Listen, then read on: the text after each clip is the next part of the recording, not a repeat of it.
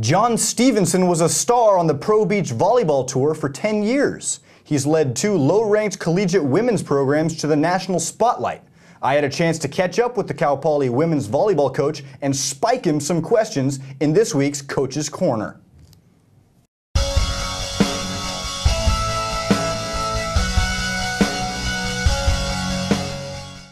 You took a team that had finished dead last in the Big West back in 2004, and then you got them all the way to 19 wins in 05 and may have gotten snubbed there, but then in 06 to their first conference title, over 20 seasons.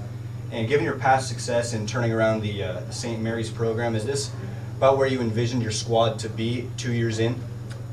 I promised that, so it was kind of deliver on the promise, but you just don't know.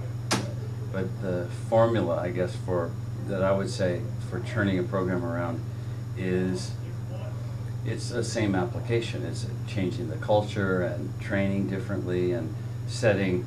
It's really very logical and very much common sense. And that's always been my approach, is if I can prepare my team to these certain levels of performance, it's only logical that we're going to be successful.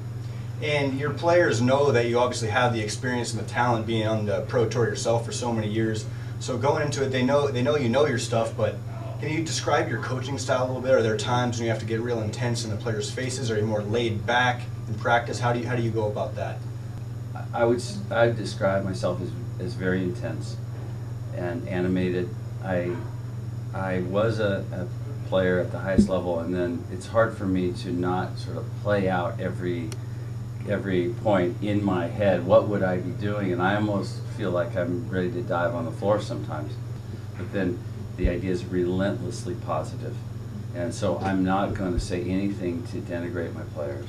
We have every day at practice, we look at a layout photo of the Final Four. And that is our motivation. We want to get to the Final Four. And so are you saying that anything less than a Final Four next year is going to be kind of a disappointment for the 07-08 season? No, I would never. There's so many things that go into it that you could never say that. Sophomore outside hitter Kylie Atherstone, nationally acclaimed player. Where does she rank on the list of players that you've had the opportunity to coach over the years? She's accomplished more at a young age than any player I've had, and things just seem to be rolling for that young lady. With the A2 selection to the A2 national team, she's as good a player as I've ever coached, and certainly she has the brightest future. And can you talk a little bit about your recent role with Team USA Volleyball, part of the A2 selection committee almost? How has that been for you? It's a great experience to be involved with the national team in any way, shape, or form. To be able to be involved with our national team is very fulfilling. It's something that I'd like to do in the future is coach our national team, but that's down the road a piece.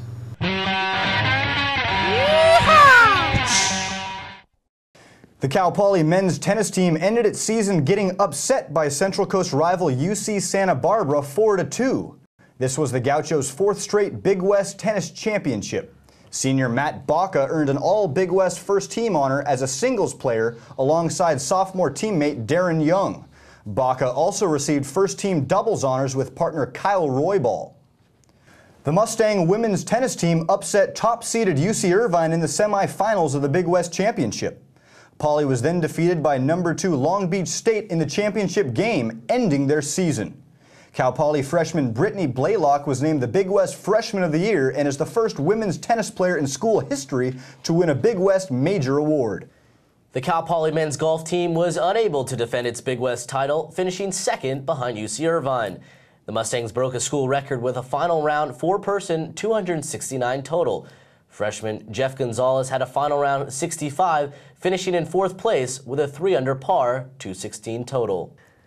The Poly women finished last out of 5 teams in the women's tournament, with UC Irvine dominating the field to a 28-stroke win. Mustang Julia Heath was the top finisher for Poly with a 10th place finish and a final round 81 for an 18-over par 234 total. Teammate Hannah Brab finished tied for 11th with a 235 total and a final round 81 as well. There were numerous Cal Poly sports on this campus this year that had a lot of success, such as the basketball and volleyball team. But some of the smaller sports programs here don't get much love from the fans. We're going to take a look at this package and check out a team that just doesn't get fans out on the field. Rugby's a rough contact sport much like football that most people do not know much about. The Cal Poly men's rugby team is one of the best teams in the nation, but most Cal Poly students wouldn't know that. The Mustang rugby team averages only a few hundred people per game, this only a few years after losing in the national championship game to UC Berkeley. Some of the veteran players, such as third-year inside center Luke Council, have gotten used to the lack of fans. It always just gives you more motivation when other people care about it other than you, and it's really fun to play in front of a big environment and crowds. I mean, I wish that we did, and I think that we deserve it, but I mean, I don't really think about it because, I mean, I'm just used to it by now. Cal Poly finished their season this year ranked number 9 in the nation. The Mustang season ended last weekend with a loss in the Elite 8 to BYU 33-3. This was the second straight year Poly lost to BYU in the Elite 8. This loss came after some impressive play while touring in Wales and winning 1 of 2 games. We basically did the same exact thing we did last year, and you know, as a team we want to get better and better every year. And last year we lost to BYU in the Elite 8 and we did it again this year, so I guess we didn't lose by as much, so you can say we got a little bit better, but I don't really feel like we accomplished our goals. The Cal Poly program is not quite as elite as teams like UC Berkeley, but they are setting their goals high. They hope next year to spring past the Elite 8 to the Final Four and possibly the national championship game. For Poly Sports Insiders, I'm Connor Driscoll. Come on, play the man!